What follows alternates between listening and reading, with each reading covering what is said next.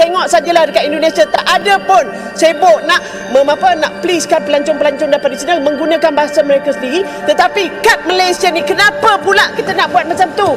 Memalukan. Tak habis-habisnya masalah bahasa di Malaysia. Seolah bahasa Melayu akan dimusnahkan dan diganti bahasa lain. Kali ini mereka mempermasalahkan tulisan Cina. Menurut mantan Perdana Menteri Malaysia Mahathir Mohamad, dikarenakan banyaknya tulisan Cina di toko-toko pinggir jalan Kuala Lumpur, Malaysia sudah kehilangan ciri khas Melayu malah jadi seperti Cina. Isu perkauman akan tercetus jika mereka yang duduk di Malaysia tidak faham undang-undang dan sensitiviti rakyat. Demikian kata Ketua Pemuda UMNO Dr. Muhammad Akmal Saleh membidas Menteri Pelancongan, Seni dan Budaya Tiong King Sing. Beliau membidas kenyataan Tiong yang beranggapan penguatkuasaan oleh DBKL berhubung penggunaan bahasa asing bagi papan tanda sebagai keterlaluan dan rasis. Terdahulu, Tiong berkata dia menerima pertanyaan daripada pelancong asing yang bertanya apakah Malaysia merupakan sebuah negara perkauman. Ini berikutan serbuan DBKL terhadap premis perniagaan yang memasang papan tanda berbahasa Cina di ibu negara. Serbuan itu merupakan operasi berskala besar terhadap premis-premis yang tidak memasang papan tanda bahasa kebangsaan. Mengulas lanjut, Akmal membandingkan negara lain di mana bahasa kebangsaan negara masing-masing dipaparkan pada papan tanda. Jumaat lalu, Ahli Parlimen Bukit Bintang, Fong Kui Lun meminta DBKL menghentikan tindakan tersebut dan menyifatkan tindakan itu terlalu tergesa-gesa dan tidak sesuai, terutama di bandar berbilang budaya di Kuala Lumpur. Tak payah nak celah. Dan Sultan Selangor dah arahkan untuk tanggalkan papan tanda tulisan Cina Berita Harian 19 November 2018. Dan sebab inilah tak usahlah yang berhormat menteri, tetapi kat Malaysia ni kenapa pula kita nak buat macam tu? Memalukan. Sebab itulah saya rasa Masih tanah pelancong daripada negara Cina tak heran pun dia tetap tak boleh masuk ke kedai-kedai, mereka masih lagi boleh melawat. Dan sebab itulah saya minta supaya yang berhormat menteri ini kita tukar. Bila orang datang Malaysia, dia nak tengok Malaysia. Bila saya pergi China, saya tak mau tengok benda lain, saya nak tengok China, makanan China. Bila datang Malaysia, kita nak rasa makanan Malaysia. Lepas tu nak makan makanan lain pun no problem. Tapi identiti Malaysia tu kena ada. Biar datang ke Malaysia, dia nak tengok ini Malaysia. Dia tak nak datang, ini adalah negara lain. Kalau pergi Korea, kawan-kawan tersebut tadi, pergi Korea, kita ni Korea. Kalau pergi Jepun, ini Jepun, kita tahu.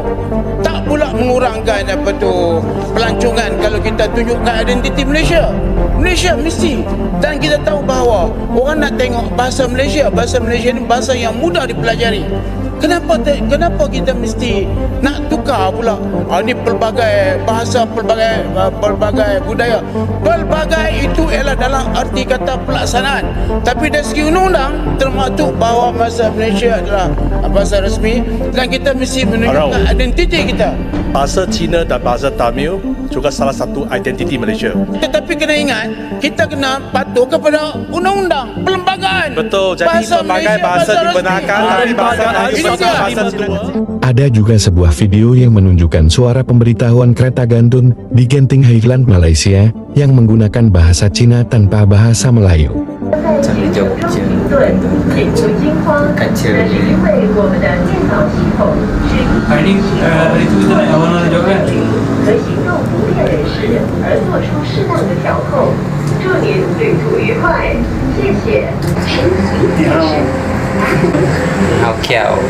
Isu bahasa Malaysia ni, kita kat sekolah sekarang ni belajar bahasa Malaysia ke bahasa Melayu?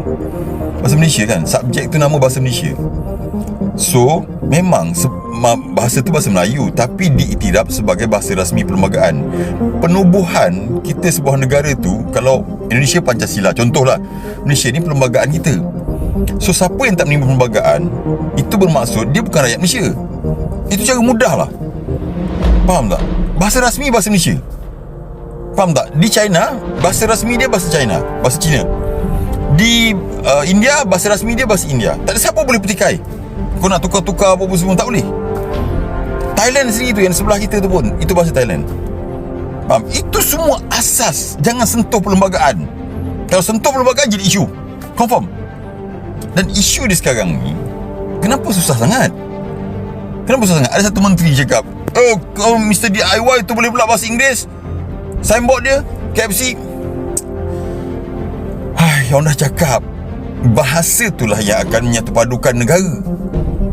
Kalau tak berlaku satu bahasa kita semua faham, nanti ni faham bahasa ni faham bahasa ni, tak faham ni. Inilah bukti dia.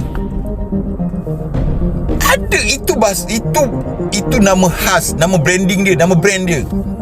Sedangkan Profesor Malaysia ini menjelaskan alasan kenapa setiap etnis atau kaum tidak bisa bersatu, yang menurutnya dikarenakan faktor bahasa dan pendidikan. Cina dengan Cina, Melayu dengan Melayu, India dengan India, dan India dengan Cina boleh bergaul lagi lah atas nama bukan Melayu. Jadi ini semua adalah kesan daripada sistem pendidikan kita. Sistem pendidikan kita, khususnya di peringkat sekolah rendah, menggalakkan dan membenarkan pengasingan etnik berlaku pada usia yang cukup muda. Iaitu pada waktu tadika, anak-anak bangsa kita dah dipisah-pisahkan.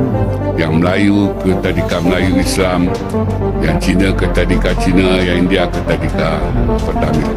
Dan apabila mereka berusia 7 tahun, mereka ke sekolah rendah, itu pun sama. Adakah Prof melihat di situ punca silapnya Prof? Ya, Perpaduan. ya. Maknanya polarisasi kaum berlaku pada usia yang cukup muda, tadika di sekolah rendah. Dan apabila kita nak mencantumkan mereka itu di sekolah menengah, dah tak menjadi. Dah wujud polarisasi kaum bermula di sekolah, terus di IPTA, IPTS, dan mantap di tempat kerja. Jadi ialah kita, saya pun tak tahu nak kata apa lah. Petua yang begitu mudah kan. Anak-anak yang belajar bersama-sama sewaktu mereka kecil, mereka pasti akan bersama-sama apabila dewasa nanti. Petua yang cukup mudah. Kita tutup mata sebelah, kita tak guna pakai, kita guna pakai yang memisah-misahkan anak bangsa kita selama 6 tahun kan. Dan apabila mereka tu usia dah buluh dah tu, 13 tahun, kita mula nak mereka bergaul. Tak menjadi dah. Sepatut waktu rebung lagi kan. Dari kecil bagi. Ya. Dari dulu hingga sekarang isu bahasa di Malaysia seperti tidak ada ujungnya. Bagaimana pendapatmu mengenai masalah ini, Sok? Tulis di komentar.